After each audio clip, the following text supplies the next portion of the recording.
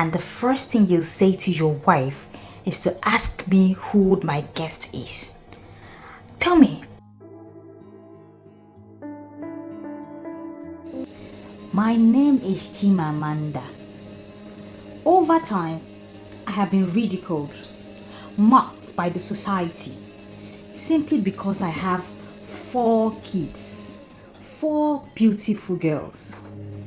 They ridicule me, telling me I am not fit to be called a woman because I don't have any.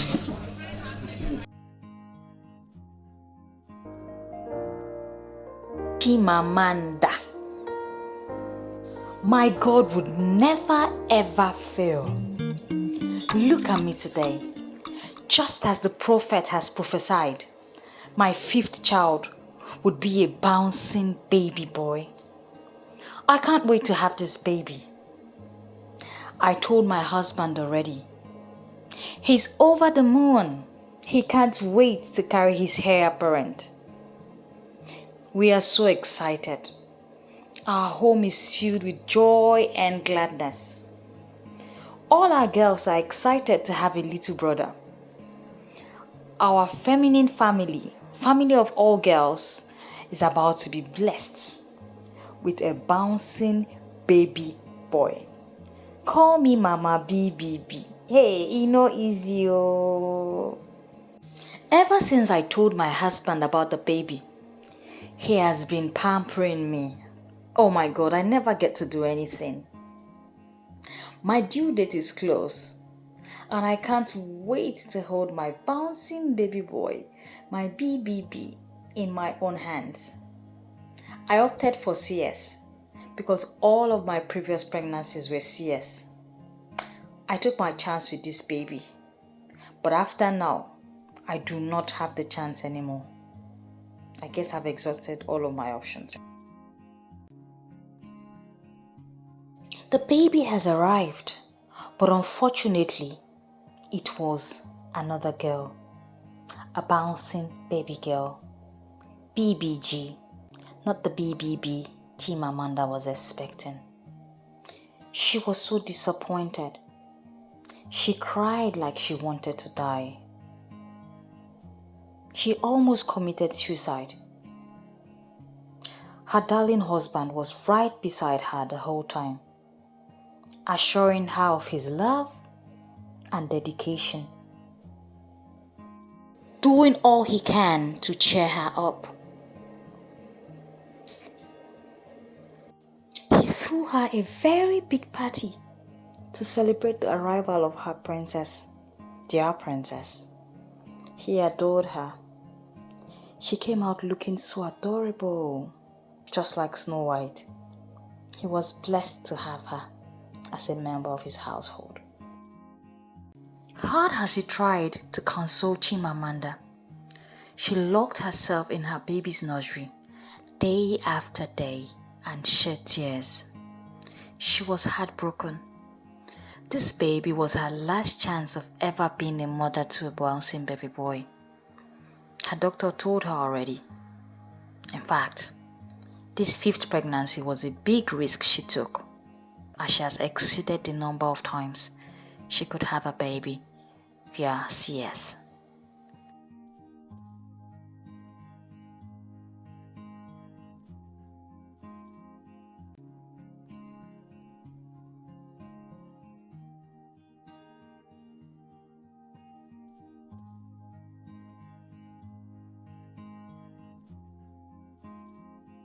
Her darling husband noticed his wife was slowly drifting away, battling postpartum depression. He took time off work just to stay by her side and help her heal properly. He assured her of his love for him, his undying love. He made her laugh, he made her food, and he cared for her. In no time, she was back to her feet again. While she got back to her feet, he announced to her that Mama was coming over to see her. That news made her heart skip a beat. Mama was the least person she wanted to see at this point. She remembered after the 4th child, Mama taunted her. Mama reminded her that a woman without a male child is only a stranger in her husband's home, and her inability to give them a male child would cause the breakup of her marriage. Each time she reminisced over that word, she cried even more. She pulled herself together, went into the kitchen to make something really nice for Mama. She was anxious but hopeful. Mama would be a different person this time around. Mama came with her sister, Auntie Folake. Fire, fire, fire. They left their drink untouched, and when asked, Mama said, "We would only celebrate if there is something worth celebrating. But for now, keep your drink. Give me a grandson. That's what I need. Don't bribe me with your cheap drinks. Your cheap drinks would not give me the grandson I need." Mama kept on taunting her, and when Mama left, she fell into depression once again. What hurt her the most was that Mama did not bother to see her granddaughter. She didn't carry the child. She didn't eat the food nor take the drink. She hurled insult upon insult at her before she finally left the house. She felt broken. Chimamanda was broken. Her husband, her darling husband, did all he could to pacify her, but she was really devastated.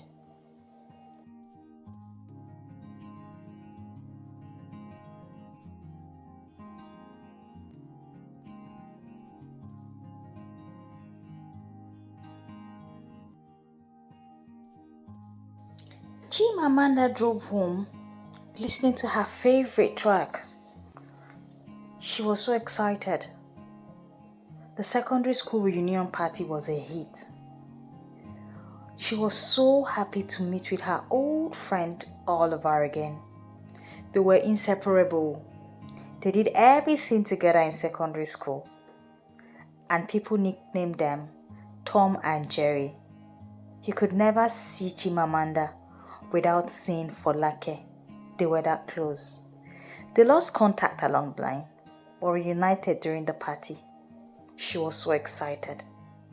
They promised to see again the next weekend, and she couldn't wait to catch up on all the juicy gist she must have lost. On the D-Day, Folake came over to the house. She marveled at the mansion. Chimamanda's husband was wealthy. "You got yourself a rich man," she told her friend. "Well, I know you've always had eyes for all the good things." Chimamanda told her lots of beautiful things about her husband. She told her husband was away on a business trip and usually traveled often, so most of the time she was stuck home with her 5 girls. She confided in Folake that the only problem they had as a couple was her inability to give her husband a male child. Folake consoled her and assured her that provided her husband was on her side, she didn't have anything to worry about. They agreed to meet up again the next weekend, and they had beautiful conversations. However, Folake had something bothering her mind. She got home and couldn't sleep. She kept turning and tossing around on her bed and thinking about the event of the past few weeks. She lived alone with her son, Dimeji, just the two of them, in her small house. The next day, she went to see her friend Chimamanda and confided in her that she had something troubling her and asked for permission to always come visit her whenever she wanted. Chimamanda was excited. She loved to have her friend around her all the time and told her she was free to come into the house whenever she wanted. The girls adored Auntie Folake because she always came to the house with goodies for them. They loved to see her around. They watched movies, wore matching clothing, and always had lots of things to talk about. She was their second mommy. In faraway Ethiopia, where Dimeji Chimamanda's husband was. He hung out with his friends, but something unfortunate happened. Chooks, one of his colleagues, blurted out in public, "Hey you, when real men talk, you should enter under the table and hide. Oh.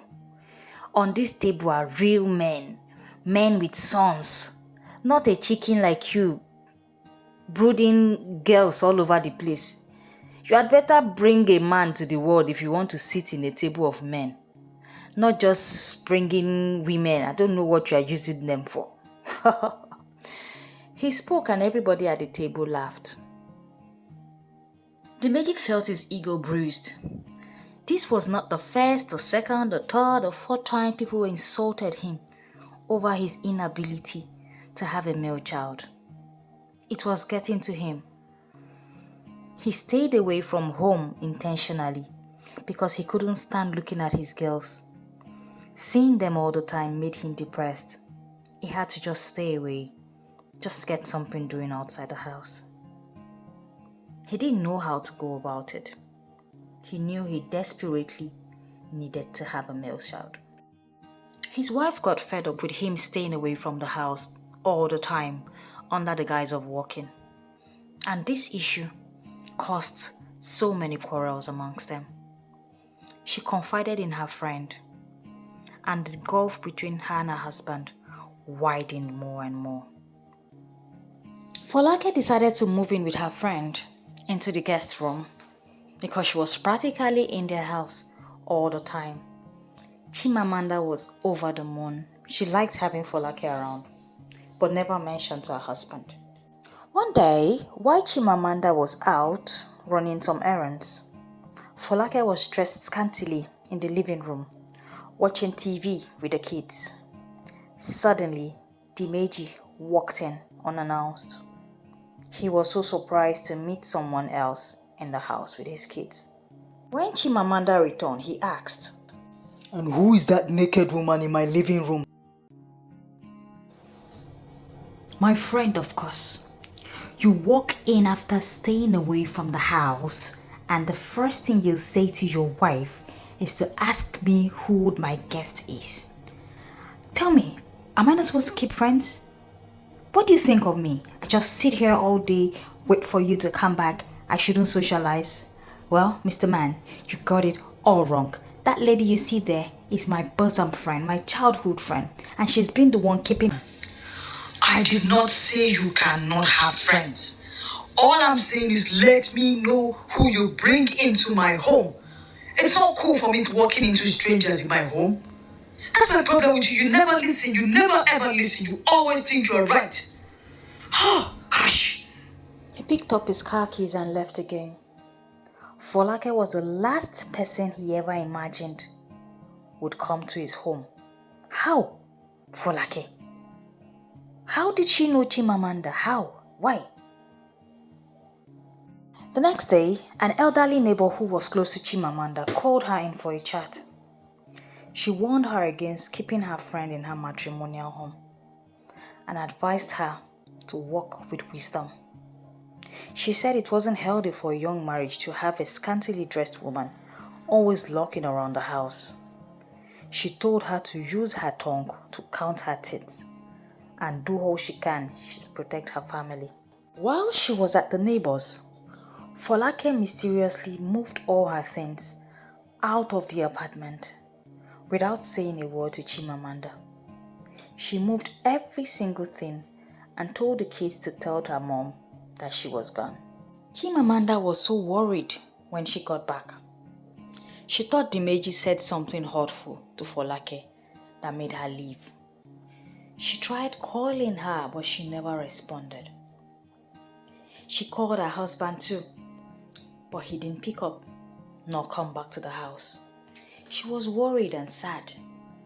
She didn't know what to think anymore. Dimeji walked into Club 007.